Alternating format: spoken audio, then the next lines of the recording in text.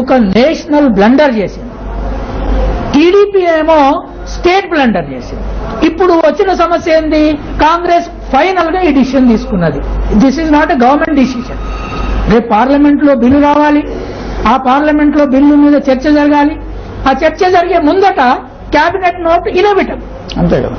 ఈ inevitable cabinet note లో ఇప్పుడు పెద్ద సమస్య అయింది ఏమిటి? 69లో తెలంగాణ కావాలి అన్న నాడు హైదరాబాద్ మాకు కావాలా లేదా అనే విషయం అసలు కోస్తాంధ్రలో కానీ రాయలసీమలో కానీ లేదు. రాష్ట్రం మేము వాళ్ళు విడిపోదాం లేదు, విడిపోవద్దని లేదు. కేంద్ర ప్రభుత్వం మేము ఇవ్వమని చెప్పింది.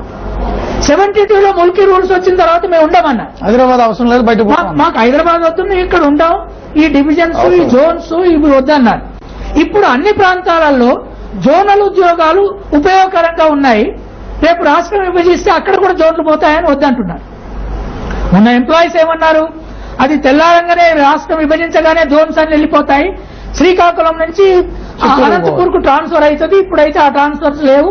ఈ జోనల్ సిస్టమ్ అమెండ్మెంట్ తో పెట్టారో ఇది ఉపయోగకరమైందని ఇప్పుడు చెప్తున్నారు. దీనివల్ల నేను అనేది ఏంటి అంటే, ఐలయ్య గారు ఎంప్లాయీస్ గవర్నమెంట్ ఎంప్లాయీస్ గురించి కాదండి, పిల్లలు బాధపడి 95% ప్రైవేట్ ఎంప్లాయ్మెంట్ ఉంది. ఆ 95% 90% పబ్లిక్ ఎంప్లాయ్మెంట్ గురించి ఎవరు బాధపడలేదు. Hyderabad is a genuine issue. ఇవాళ నాలాంటి వాళ్ళు కళ్ళు మూసుకొని మాట్లాడడానికి వీళ్ళే.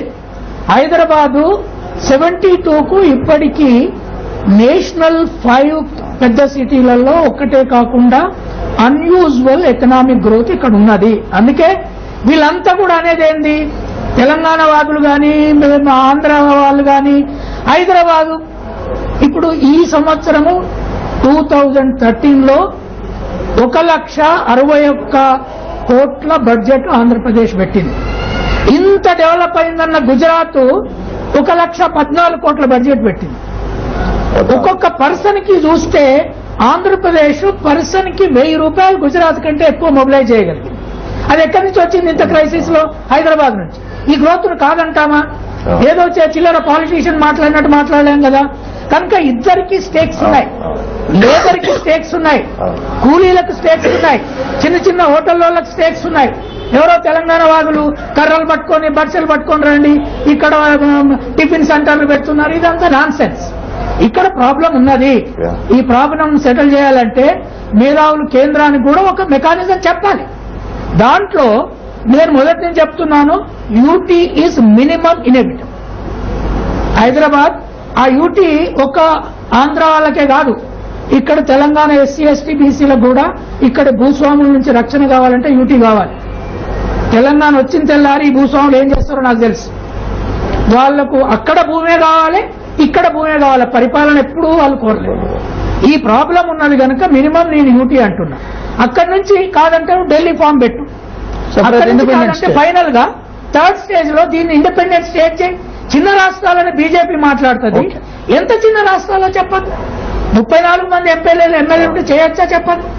70 మంది ఉంటే చేయొచ్చా చెప్పదు. ఈ దేశాన్ని మోసం చేయాలనే రాజకీయ విలువలు ప్రజల ముందు పెట్టి కొట్లాడమని ఇప్పుడు 4 ఏళ్ల నుంచి రాష్ట్రాన్ని చంపుతున్నారు. ఎడ్యుకేషన్ అంతా క్లోజ్ అయింది అన్ని చోట్ల. దీనికి మనం ఖచ్చితంగా అందరం కలిసి as go for minimum UT అని చెప్పాల్సిన అవసరం. లార్జర్ పర్స్పెక్టివ్ తో ఆలోచన తెలంగాణలో పుట్టినాం కనుక ఈ తెలంగాణ ఎట్లా కావాలని ఆదిలాబాద్ లో ఎట్లున్నారో అనంతపూర్ లో గట్లనే ఉన్నారు జనం. అక్కడ వరంగల్లో మారుమూలలు ఎట్లున్నారో లేదా అక్కడ కడపలో ఇంత పెద్ద భూస్వామ్య వ్యవస్థ పెట్టుబడిదారులు ఉన్న కడపలో, రాజశేఖర రెడ్డి ఉన్న కడపలో కూడా జనం చాలా ఘోరంగా ఉన్నారు. మేధావి వర్గం మొత్తం దేశం గురించి ఆలోచించాలి, మన ఇల్లు గురించి ఆలోచించాలి, రాష్ట్రం గురించి ఆలోచించాలి. ముఖ్యంగా మనం ఆలోచించాల్సింది ఏంటంటే తెలంగాణలో భూస్వామ్య వర్గం బలంగా ఉన్నది. దాన్ని కంట్రోల్ చేయగలిగే శక్తి ఇక్కడ ఎదగలేదు. అందుకే ఇక్కడ సాయుధ విప్లవాలు వచ్చినాయి. నక్సలైట్ మూవ్మెంట్ సాయుధ పరంగా వచ్చింది. ఈ మేధావులంతా పోయి మళ్ళీ భూస్వాములు ఇంట్లో కూర్చొని వాళ్ళు నిరాహార దీక్ష చేస్తే ఒకటి ఈ రాష్ట్రాన్ని ఇప్పటికీ ఏం చేసినాం 40 ఏళ్లు ఆల్మోస్ట్ ప్యాలెస్టీన్ ఇజ్రాయెల్ లాగా తయారు చేసినాం. రోజు దీనికి ఒక సొల్యూషన్ ఉండాలి. ఏదో ఒక నష్టమో లాభం ఎటో అభివృద్ధి పేరు మీద విధ్వంసం జరిగింది కదా ఇక్కడ. ఇప్పుడు హైదరాబాద్ కి ఇంత ఇంపార్టెన్స్ ఎందుకు వచ్చింది? హైదరాబాద్ కి ఇంత ఇంపార్టెన్స్ ఎందుకు వచ్చింది అంటే 1985 ఆన్వర్డ్స్ నుంచి it has become a centre of technological development. Industrial growth కొంచెం పెరిగింది. ఈ ఇండస్ట్రియల్ గ్రోత్ ఎవరి నుంచి పెరిగింది? తెలంగాణ భూస్వాములు ఇండస్ట్రియల్ గా మారి ఇక్కడ తెలంగాణ వాళ్ళకి ఎంప్లాయ్మెంట్ ఇచ్చిన ఇండస్ట్రీని ఇక్కడ పెట్టలేదు. ఆంధ్ర వాళ్ళది కూడా 40% ఇండస్ట్రీ మాత్రమే ఉన్నది. మిగతాది నేషనల్ ఇండస్ట్రీ, ఇంటర్నేషనల్ ఇండస్ట్రీ ఉన్నది. ఈ నేషనల్ ఇండస్ట్రీని, ఇంటర్నేషనల్ ఇండస్ట్రీ గ్రోత్ కూడా ఆపగలిగే రాజ్యం తీసుకొచ్చి తెలంగాణకి దీన్ని అటాచ్ చేసినా కూడా ఇక్కడ ప్రజలు మనం బాగు చేయలేము. దీనికి గ్రోత్ కు కావలసిన స్ట్రక్చర్ ఏంటి అంటే ఒక 10 ఏళ్లు దాదాపు డిస్టర్బ్ అయిన దాన్ని ఒక 10 ఏళ్ళైనా కనీసం స్టేబుల్ సిస్టమ్ ఏర్పాటు చేయాలి. దానికి మినిమం. తర్వాత రెండోది, ఏది విడిపోవాల్సి వచ్చినా నేను చాలాసార్లు చెప్తున్నా, నెల్సన్ మండేలా ప్రిన్సిపల్ ను మనం అడాప్ట్ చేసుకోవాలి. Reconciliation process. అవును, నిన్న మొన్నటి వరకు కాంగ్రెస్ పార్టీ ఇచ్చిన సిడబ్ల్యూసీని ఎందుకు ఒప్పుకున్నారండి? దాంట్లో ఏం గొప్ప రెజల్యూషన్ ఉందని? 10 ఏళ్లు కామన్ క్యాపిటల్ అన్నారు, తర్వాత పోలవరం నేషనల్ ప్రాజెక్ట్ అన్నారు, తెలంగాణ డివిజన్ అన్నారు. అనగానే ఎందుకు పండుగ చేసుకున్నారు? ఏమంత వచ్చిందని? ఇవాళ యూటీనో లేకపోతే హైదరాబాద్ ఇండిపెండెంట్ స్టేట్ అంటే ఎందుకు వ్యతిరేకించాలి చెప్పండి? హైదరాబాద్ ఇండిపెండెంట్ స్టేట్ అయితే ముస్లింలు, బీసీలు, ఎస్సీలు కలిసి పరిపాలన చేయరా? దీని అంటే అక్కడ నేను వరంగల్ జిల్లాలో పుట్టినా, ఈ హైదరాబాద్ లో ఉన్న ఎస్సీ బీసీలు. ఇక్కడ ఆర్గ్యుమెంట్ ఏంటంటే హైదరాబాద్ కు ఒక 420 years ఆఫ్ కల్చర్ ఉంది ఇక్కడ. Hyderabad was an independent state by it self.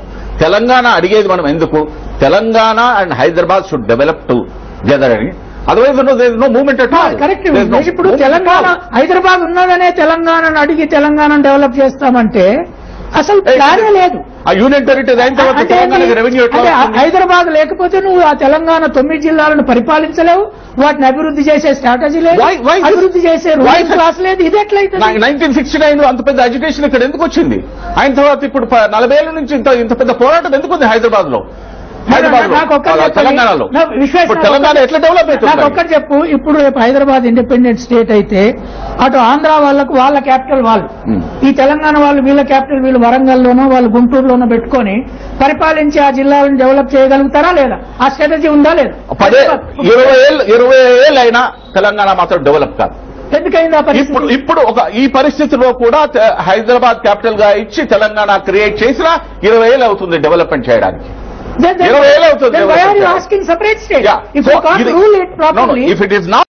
మనం చాలా కాలంగా ఈ ప్రాంత పొలిటికల్ ఎకానమీని అధ్యయనం చేస్తున్నాం. తెలంగాణ జిల్లాలు హైదరాబాద్ లేకుండా బతకలేని పరిస్థితి ఎందుకు వచ్చింది? అటు కోస్తాంధ్ర, రాయలసీమ జిల్లాలు కూడా హైదరాబాద్ పట్టణం అనే పట్టణం లేకుండా బతకలేని పరిస్థితి ఎందుకు వచ్చింది? హైదరాబాద్ లో ఉన్న ముస్లింలు, నేను మనులో ఉండి ముస్లింల మీద రీసెర్చ్ చేస్తున్నాను. ఇవాళ పెట్టిన బడ్జెట్ లో ఆంధ్రప్రదేశ్ ఒక్కొక్క ముస్లిం మీద 12,000 రూపాయలు ఖర్చు పెడితే మిగతా వాళ్ళ మీద దగ్గర 64,000 రూపాయలు ఖర్చు పెడుతుంది. ఈ పరిస్థితి ఉన్నప్పుడు ఈ మొత్తము రాష్ట్రాన్ని విభజించే ఉద్యమాల పేరుతో ఈ ప్రాంతాన్ని ఇజ్రాయెల్, పాలెస్తీన్ పరిస్థితి తీసుకొచ్చి పెట్టి భూస్వాములు లీడర్లు, ఇక్కడ దోపిడీదారులు లీడర్లు. ఏ భూస్వాములనైతే మనం ఈ ప్రాంతంలో లేకుండా చేసి నలిఫై చేసి ఒక సోషలిస్ట్ వ్యవస్థ ఇక్కడ ఏర్పాటు చేసుకున్నాం అనుకున్నామో వాళ్లే హంగర్ స్ట్రైక్ ఉంటే మనం అందరం పోయి వాళ్లకు నిమ్మరసం ఇచ్చి వాళ్ళు బతికించాలని ఇప్పుడు వాళ్ళని తీసుకొచ్చి ఇక్కడ పెట్టాం. ఈ భూస్వాములు రేపు తెలంగాణను బాగు చేస్తారని చేస్తున్నామా? హైదరాబాద్ ను బాగు చేస్తారని చేస్తున్నామా? అక్కడ పెట్టుబడిదారులు బాగు చేస్తామని చేస్తున్నామా? నేను అనేది ఏంటంటే దీనికి ముందు సొల్యూషన్ లేకుండా ఒక నిరంతర సంఘర్షణ సమస్యగా తయారు చేయడం. మొన్న కేంద్ర ప్రభుత్వం, కాంగ్రెస్ పార్టీ ఒక నిర్ణయంతో వచ్చింది. ఆ నిర్ణయాన్ని తెలంగాణ వాదులు మీరంతా దాంట్లో తిరిగేటోళ్ళంతా కూడా అది కరెక్ట్ అన్నారు. ఆ కరెక్ట్ అంటే అది యూటీ ఫామ్ కాకుండా ఏంటి? అది 10 years 2 క్యాపిటల్స్ ఒక సిటీలో ఉన్నప్పుడు, 2 డీజీపీలు, 2 ముఖ్యమంత్రులు, 2 వ్యవస్థలు ఉన్నప్పుడు అది యూటీ కాకుండా ఆ 2 రాష్ట్రాల మధ్య కొట్లాడొస్తే ఎవరు చంపుతారు? అప్పుడు ఆటోమేటిక్ గా యూటీనే. అది దాన్ని చెప్పకుండా వాళ్ళు యూటీ అంటే ఒప్పుకున్నామని చెప్పి దీన్ని అక్కడ ఇప్పుడు పరిస్థితి ఏంది, మొత్తము ఆంధ్ర జిల్లాలలో, రాయలసీమ జిల్లాలలో 40 రోజుల నుంచి స్కూళ్లు బంద్ అయితే మనం వరీగా, తెలంగాణ జిల్లాలలో 46 రోజులు స్కూళ్లు బంద్ అయితే మనం వరీగా. ఇంతకంటే అభివృద్ధి చేసి ఎవరు చూపెడతారనేది మనకు ప్లాన్ లేదు. Where is the academic plan to develop Telangana? I want to know today. ఒకవేళ హైదరాబాద్ లేకుండా ఆ 9 జిల్లాలను మనం రాష్ట్రంగా బతికించలేమనే పరిస్థితి ఉంటే సపరేట్ స్టేట్స్ కోసం ఎందుకు అడుగుతున్నాం? మరి మనం ఇక్కడ ముస్లింల అభివృద్ధి కోసం ఏమైనా మాట్లాడామా? అంటే ఏంటంటే సార్, ఇప్పుడు చాలా సింపుల్ పాయింట్ చెప్తున్నాడు. హైదరాబాదు యూనియన్ టెరిటరీ చేసి సమస్యకు సొల్యూషన్ కనిపెట్టి ఇక్కడున్న పెట్టుబడిలో ఎస్సీ ఎస్టీ బీసీలకు, మైనారిటీలకు కూడా ప్రైవేట్ రంగంలో కూడా రిజర్వేషన్ ఇవ్వాలి. దీనికి వచ్చే క్యాపిటల్లో వచ్చిన ఆదాయంలో ఈ తెలంగాణ జిల్లాలకు, రాయలసీమ, ఆంధ్ర జిల్లాలకు డెవలప్మెంట్, అండర్ డెవలప్మెంట్ అసెస్ చేసి జిల్లాల వారీగా రెవెన్యూ డిస్ట్రిబ్యూట్ చేయాలి. ఇప్పుడు అనంతపూర్, ఆదిలాబాద్ లాగా వెనుకబడ్డది. నేను ఎట్లా కాదంట? If I say that I'm not an intellectual. తర్వాత కడప చాలా గొప్పగా వెలిగిపోయిందని నేను ఎట్లా చెప్పగలుగుతా? కనుక మనం అసెస్ చేయాల్సింది ఏంటి అంటే, ఈ తెలంగాణ, ఆంధ్ర, రాయలసీమ వదిలిపెట్టండి. ఐ థింక్ మనం కూర్చొని there is a third alternative possible for this whole thing. ఆ ఆల్టర్నేటివ్ ను మనం ముందు పెట్టకుండా నిన్న మొన్నటి వరకు పౌర హక్కుల పేరుతో మనమేమో నక్సలైట్లకు అండగా నిలబడి భూస్వాముల వ్యతిరేకంగా పోరాడి ఇవాళ భూస్వాములు నిరాహార దీక్ష చేసిన పోయి వాళ్ళకి నిమ్మరసం ఇచ్చి ఇది ప్రజల్ని బాగు చేయడం కుదరదు. We have to come to a concrete national solution for a regional. Ilaiah గారు ఏమంటున్నారంటే ఆదిలాబాద్, మహబూబ్ నగర్ కి ఎలా దూరం చేయకూడదు, అనంతపురం, కడపకు కూడా అలా దూరం చేయకూడదు అనేది నా ఆలోచన. ఇప్పుడు నేను అనేది ఒక్కటి మీరు ఆలోచించాల్సింది ఏంటి అంటే, గత 4 ఏళ్లుగా మనం ఈ విషయాన్ని డిబేట్ చేస్తున్నాం. ఈ విషయంలో మీరనేదానికి, కేసీఆర్ అనేదానికి ఏమీ తేడా కనపడలేదు. And we can't really put this issue across like that. దీంట్లో ఒక నిర్దిష్టమైన సొల్యూషన్ మనం చెప్పగలిగాం. వాళ్ళు శ్రీకాకుళం ప్రజల ఒక్క విషయం చెప్తాను. మొన్న శ్రీకాకుళం నుంచి వచ్చిన లేబర్ ని వాళ్ళు 5 లక్షల లేబర్ పని చేసిన తర్వాత కన్స్ట్రక్షన్ లో ఒక వెలమ ల్యాండ్ లార్డు వాళ్ళకు మీరు ఆంధ్ర వాళ్ళు ఇక్కడి నుంచి వెళ్ళిపోయి 5 లక్షలు ఇవ్వమన్నారు. ఈ ఎకానమీ ఒకవైపు పార్టీలు పెట్టుకొని సెమీ శివసేన పాలిటిక్స్ ఇక్కడ వస్తుంటే దీన్ని అడ్డుకునే ఒక ప్రిన్సిపల్ మనం అక్కడ పెట్టకుండా రేపు బీజేపీతో కలిసి జేఏసీ పెట్టి వీళ్ళు ఇదంతా చేశారు. హైదరాబాద్ లో ముస్లింల పరిస్థితి మనకు తెలుసు. హైదరాబాద్ ఏక్తా పెట్టి చాలా కాలం అక్కడ రాత్రి నిలబడి పోరాటాలు చేశాం మనం. ఇవాళ ఆ పరిస్థితి గురించి ఒక్కసారి కూడా ఆలోచించకుండా హైదరాబాద్ తో కలిపిన తెలంగాణ ఇవ్వగానే సమస్యలు మొత్తం పరిష్కారం అవుతాయి అన్నట్లు పొలిటికల్ ఎకానమీ మనం చెప్తే ఏ ప్రజలకు రేపు హైదరాబాద్ తో ఈ భూస్వాముల చేతిలో ఇస్తే ఏమైతుందో చెప్పండి నాకు. ఏంటంటే మనము ఈ రాజకీయ పార్టీ లీడర్ల లాగా ఆలోచిస్తే కుదరదు ఇప్పుడున్న పరిస్థితి. ఈ తెలంగాణ అనేది ఒక మేధావినో లేదా కేసీఆర్, ఒక జానారెడ్డి ఎట్లా మాట్లాడతాడో అట్లా మాట్లాడితే this is not going to help Murthy గారు ఒక నిమిషం ఐలయ్య గారు మాట్లాడుతారు. ఒక్క నిమిషం ఆగండి. ఈ హైదరాబాద్ లో పావర్టీ లెవెల్స్ వరంగల్ గ్రామ పావర్టీ లెవెల్స్ కంటే ఎక్కువ ఉన్నాయి. కనుక రేపు హైదరాబాద్ యూనియన్ టెరిటరీగా ఉన్నా, హైదరాబాద్ సపరేట్ స్టేట్ గా ఉన్నా, లేదు అది తెలంగాణతో ఉన్నా, లేదా ఇప్పుడున్న ఆంధ్రప్రదేశ్ తో ఉన్నా కూడా ఈ మొత్తం పెట్టుబడిలో ఇక్కడి బీద ప్రజలకు వాటా కావాలని ఎన్నడన్నా పెద్ద ఉద్యమాలు లేబట్టినాం మనం. ఇలా తెలంగాణ పేరుతో ఇంత ఉద్యమాలు వస్తున్నాయంటున్నారు. భూస్వాములు ఒక్కనాడు ప్రజలకు ఒక 5 పైసలు ఇవ్వమంటే రారు, పెట్టుబడిదారులు రారు, మనము వాళ్ళని అడగము. ఇవాళ నేను ఓల్డ్ సిటీ మీద అధ్యయనం చేస్తున్నాను.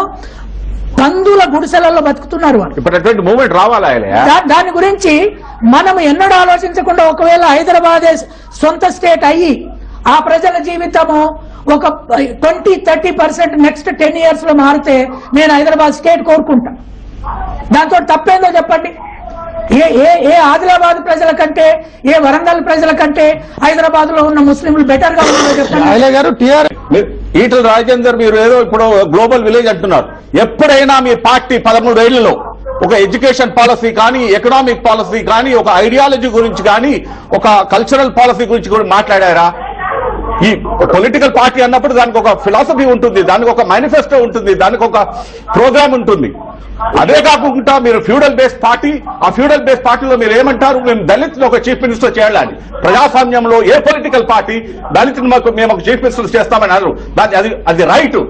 ఇక్కడ తెలంగాణలో 90% ఆఫ్ ది పాపులేషన్ ఉన్నది దళిత్సే, బీసీస్, ఎస్సీస్, ఎస్టీస్. పొలిటికల్ పార్టీ అటువంటి స్టాన్స్ తీసుకోవడమే తప్పు. గ్లోబల్ విలేజ్ అన్నప్పుడు ఒక పాలసీ ఉండాలి, మీకు ఒక మేనిఫెస్టో ఉండాలి, ఉండాలి. దాని గురించి రోజు మాట్లాడాలి మీరు. తెలంగాణ తెలంగాణ తెలంగాణ అనడం కాదు. రాజేందర్ గారు, ఒకటి మీరు ఒక పార్టీతో ఉన్నారు, మీ స్టాండ్ మీకు ఉండడము నేను కాదనట్లేదు. కానీ ఒక ఉపాధ్యాయుడిగా ఈ తెలంగాణ పిల్లలు బాగుపడాలి, అటు ఆంధ్ర ప్రాంతంలో ఉన్న, రాయలసీమ ప్రాంతంలో ఉన్న బీద ప్రజలు బాగుపడాలి, హైదరాబాద్ లో ముస్లిం ప్రజలు ఈ అన్ని ప్రాంతాల ప్రజల కంటే చాలా వెనుకబడి ఉన్నారు. నేను వాళ్ళ మీద రీసెర్చ్ కూడా చేస్తున్నాను. మొత్తం ఉద్యమంలో ఒక్కరు కూడా లేవనెత్తిన ప్రశ్న, నేను ప్రత్యేకంగా ప్రతిసారి లేవనెత్తున్న ప్రశ్న, హైదరాబాద్ క్యాపిటల్లో 42% తెలంగాణకు రిజర్వేషన్, 50% ఎస్సీ ఎస్టీ బీసీలకు రిజర్వేషన్ ఇర్రెస్పెక్టివ్ ఆఫ్ రీజన్స్. మనం ఎందుకు అడుగుతలేం? అది అగ్రకుల నాయకులు అడగరు, అది కాంగ్రెస్ లో ఉన్న అడగరు, అక్కడ టీఆర్ఎస్ లో ఉన్నారు అడగరు, టీడీపీలో ఉన్న అడగరు.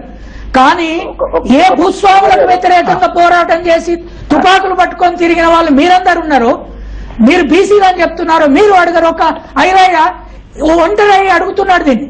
అందుకని నేనేమంటున్నా, సమస్యకు పరిష్కారం ఉండాలి. దీన్ని ఇజ్రాయెల్ పాలెస్టీన్ చేయొద్దు. ప్రజలు చాలా కాలం నష్టపోతున్నారు, రేపు వచ్చిన తర్వాత ఎంత బాగుపడతారో తెలియదు. కనుక ఒక పరిష్కారం ఉండాలంటే అది ఒప్పుకోనైనా ఒక పరిష్కారానికి పోదాం. ఏంటి అంటే, ఒక మేజర్ సమస్య మన ముందుంది. నేను ఏ రాజకీయ పార్టీ ఇంటి నాయకుని ఇంటి దగ్గరికి, మీకు తెలుసు, మీరు ఇప్పుడు ఒక పార్టీకి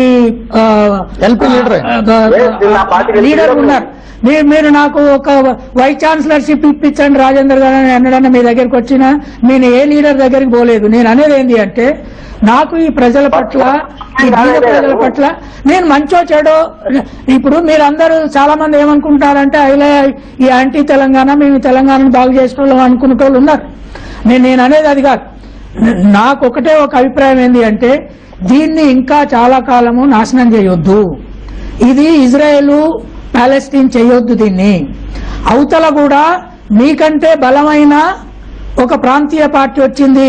రేపు ఒక్క విషయం చెప్తా నేను, రేపు 170 సీట్లలో 140 సీట్లు ఒక ప్రాంతపు రాజకీయ పార్టీ గెలిచి ఇంకో అక్కడున్న వాళ్లే గనక దానికి సపోర్ట్ ఇస్తే, తెలంగాణ నుంచి ఒక్క ఎమ్మెల్యే, ఒక్క మంత్రి లేకుండా కూడా సమైక్యంగా ఉండే రాష్ట్రంలో ప్రభుత్వం పెట్టుకోగలరు వాళ్ళు, కాన్స్టిట్యూషన్ ప్రకారం.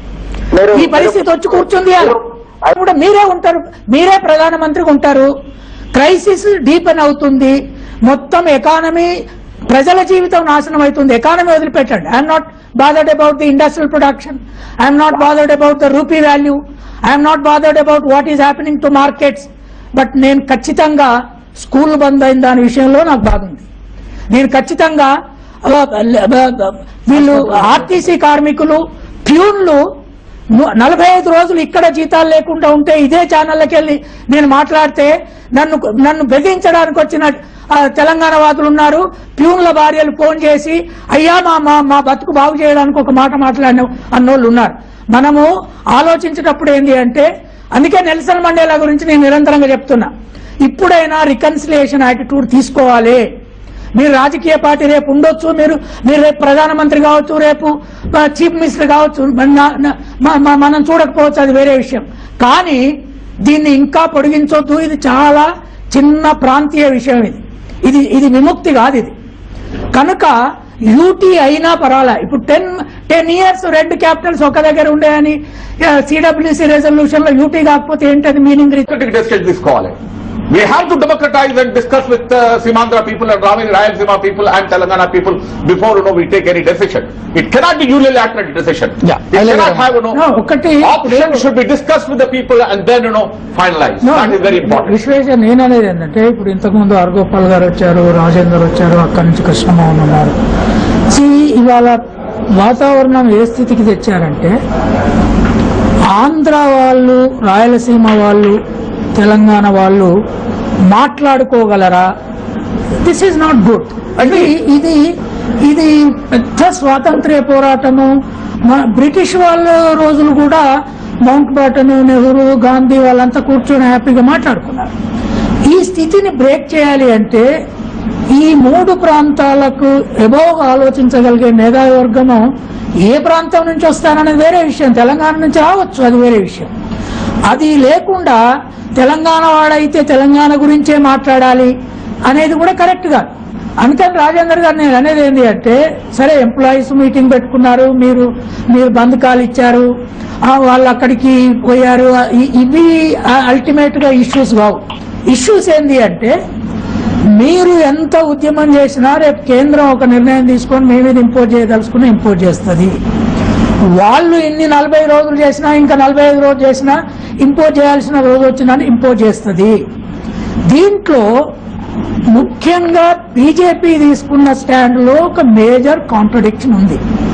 స్మాల్ స్టేట్స్ ఈ దేశంలో కావాలనుకున్నప్పుడు దాన్ని నిర్వచించకుండా, దాన్ని హైదరాబాద్ ఒక స్మాల్ స్టేట్ అయితే కావాలా వద్దా, రాయలసీమ ఒక స్మార్ట్ స్టేట్ కావాలా వద్దా, ఉత్తరాంధ్ర ఒక స్మాల్ స్టేట్ కావాలా వద్దా, తెలంగాణ 10 జిల్లాలు, ఇవి this is a problem at national level. రెండవది, కాంగ్రెస్ నాంచి ముందు ప్రభుత్వ నిర్ణయం తీసుకొని 2009 డిసెంబర్లో ఇప్పుడు వెనక్కి తీసుకెళ్లి పార్టీ నిర్ణయం తీసుకుంది. సరే మీరు ఒప్పేసుకున్నారు, తెలంగాణ జిల్లాలో అంతే అంది, టీఆర్ఎస్ అయిపోయింది, మొత్తం కాంగ్రెస్ అని వాళ్ళు అంటున్నారు. ఈ పరిస్థితిని చూస్తే నేను అనేది ఏంటి అంటే, మళ్ళీ బంద్ కాళ్ళు, మళ్ళీ ప్రొఫెసర్లు కూడా రోజు ఉద్యమాల్లో చేరి కాళ్ళు ఇచ్చే రోజులు మంచిగా. ప్రొఫెసర్లు ప్రపంచంలో ఎక్కడ కూడా, మార్టిన్ లూథర్ ఉద్యమాలు నడిపాడు, ఆనాడు నల్ల ప్రొఫెసర్లు చాలా గొప్ప ప్రొఫెసర్లు ఉన్నారు. But he did not allow them to come in to everyday activity like this. తెలంగాణలో మీరు చేసిన పెద్ద పొరపాటు ఏంటి అంటే, యూనివర్సిటీ టీచర్లను, స్కూల్ టీచర్లను, ఎంప్లాయీస్ ని పార్ట్ ఆఫ్ యువర్ పార్టీ చేశారు. వాళ్ళు రోజు మీ ఆఫీసులో కనపడుతున్నారు. ఇది చాలా ప్రమాదం. రేపు మీరు అధికారంలోకి వచ్చిన ఇక్కడ ప్రభుత్వాన్ని నడపలేరు. వాళ్ళు మిమ్మల్ని అందరినీ శాసించే అరాచక స్థితిలో ఉన్నారు. This is not good. అందుకని అనేది ఏంటి అంటే, అటు వాళ్ళు కూడా వాళ్ళు ఇండిపెండెంట్ అనే పేరుతో అధికారం అండతో ఉద్యమాలు నడుపుతున్నారు. డబ్బులు ఎక్కడి నుంచి వస్తున్నాయి, ఇవన్నీ ప్రాబ్లమ్స్ ఉన్నాయి. అందుకని ఈ 3 ప్రపోజల్స్ రానివ్వండి. ఆ 3 ప్రపోజల్స్ తో కేబినెట్ రెజల్యూషన్ ముందొస్తే ఎట్లాగో ప్రాసెస్ నడుస్తుంది. అక్కడున్న ఆంధ్ర కేబినెట్ మినిస్టర్లు 3 ఉన్నారు. ఆ 3 పెడతారు. తెలంగాణ నుంచి ఒక్కడే కేబినెట్ మినిస్టర్ ఉన్నారు. చర్చ జరగనివ్వండి, అసెంబ్లీలో చర్చించండి. But what I'm saying is, don't go for extreme steps in breaking the solution.